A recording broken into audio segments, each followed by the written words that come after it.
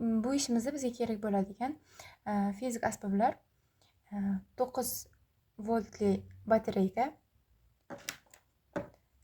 kondensatorlar,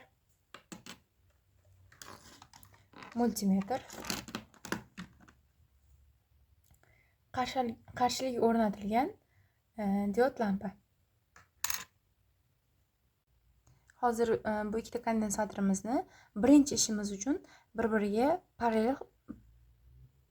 parallel qilib ulab olamiz. Kondensatorni manfiy tomoniga, ikkinchi kondensatorimizni manfiy tomonini, musbat tomoniga, bu tomoniga musbat tomonini ulab olamiz. Mana shunda kondensatorlarimiz bir-biriga parallel ulangan hisoblanadi. Mana bir-biriga parallel ravishda ulab oldik. Multimetrni o'zgarmas kuchlanishga 200 voltga olib borib olamiz. 0 holatida. To'xting. Endi kondensatordagi dastlabki kuchlanishni aniqlaymiz. 2-3 volt. Endi 10 soniyaga kondensatorimizni zaryadlaymiz.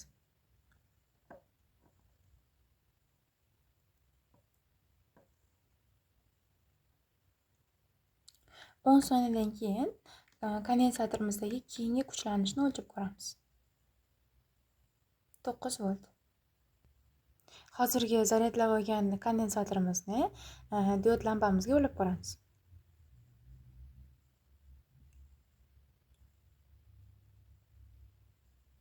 Mana diod lampamizni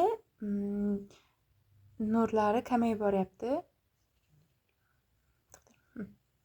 Sekinlik bilan lampamiz xiraroq yonishni boshlayapti.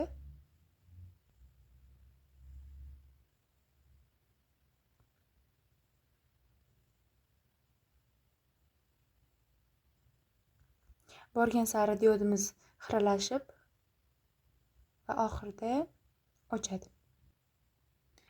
Diodli lampani yoqqandan keyin kondensatordagi kuchlanishni o'lchab olamiz. Kuchlanishimiz 0.1 volt.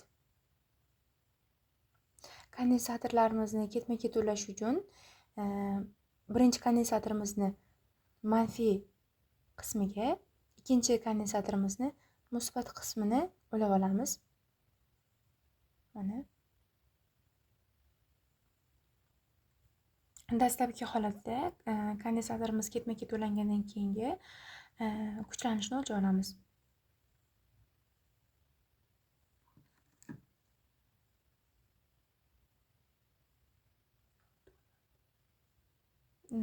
Mana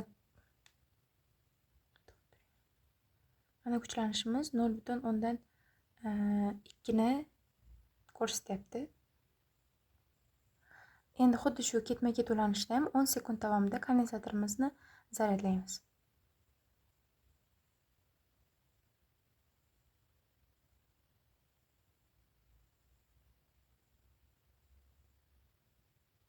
o'n sekund zaryadlab olganimizdan keyingi kuchlanishni o'lchaymiz.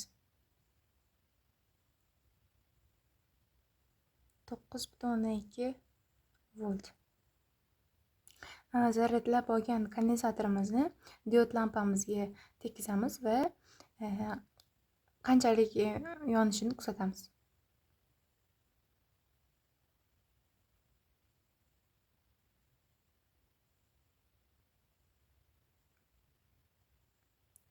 Ko'rishimiz mumkinki, paralleldagiga nisbatan tez o'chib qoldi.